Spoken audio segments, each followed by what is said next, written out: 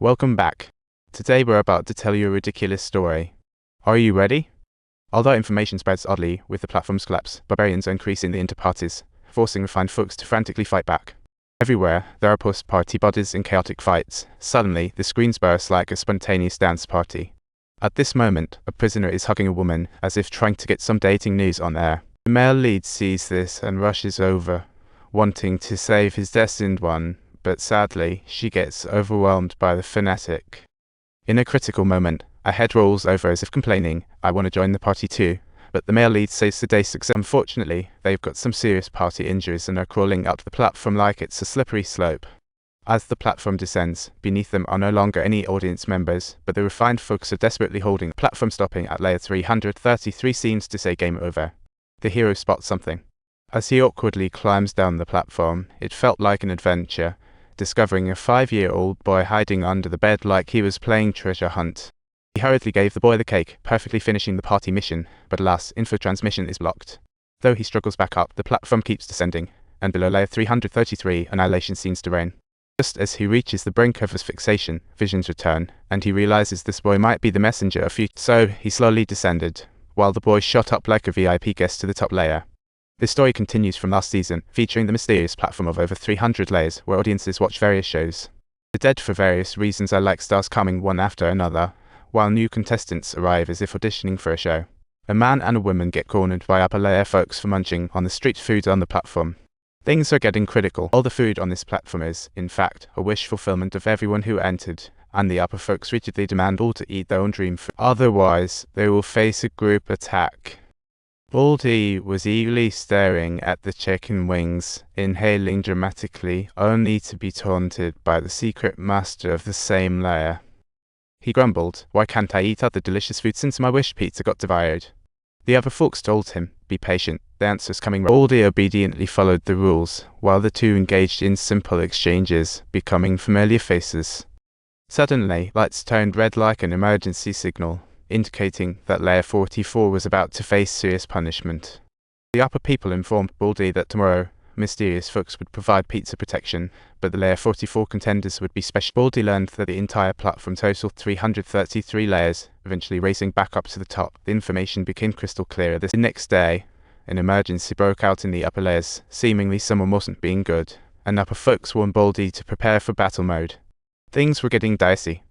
However, the secret master reacted quickly, disassembling the bed on the spot, grabbing the spine of the bed to prepare for the platform's arrival.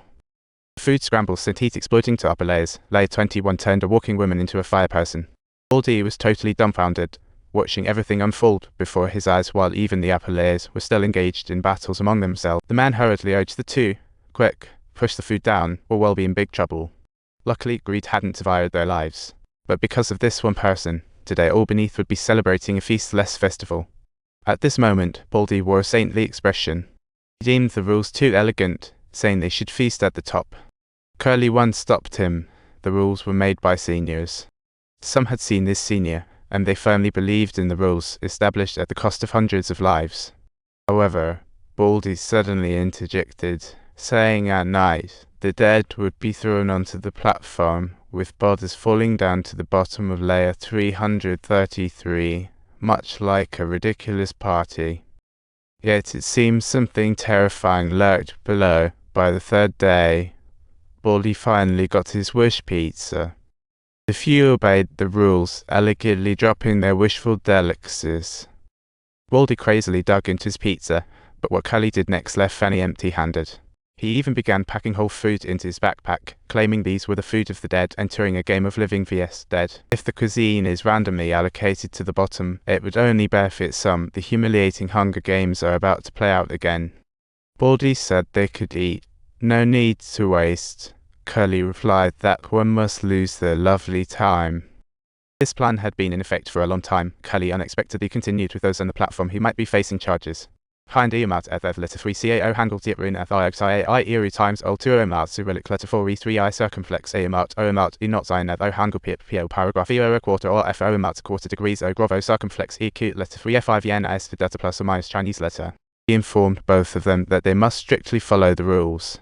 By the fourth day, both were still enjoying their wishful food, feeling like they were in a fairyland. Baldy saw Fanny pick up the discarded clams, inwardly praising, "What a delicious dish." On the fourth day, they continued to abide by the rules, yet Baldy often slipped up, as if the rules were providing them undue benefits. Fanny gradually shared this rule, sometimes catching sight of food scraps. Baldy clarified that these weren't his moves. Thus, they spent quality time on layer 21, their bond steadily heating up. They became each other's only communicative companion. As time flew, they faced the distribution of layers. Since this time they were on level 21, life was breezy, but if a sign down below, it would be an adventure unknown. This was their first encounter. Waking up tonight, they found themselves assigned to layer 180, signaling almost no deliveries for the next 2 weeks. Though Fanny and Baldy had been following the hunger station food chain rules, the last time they were on the upper layers, they didn't pick up any leftovers. Yet this time in the mid-lower layers, all they witnessed for days were empty plates.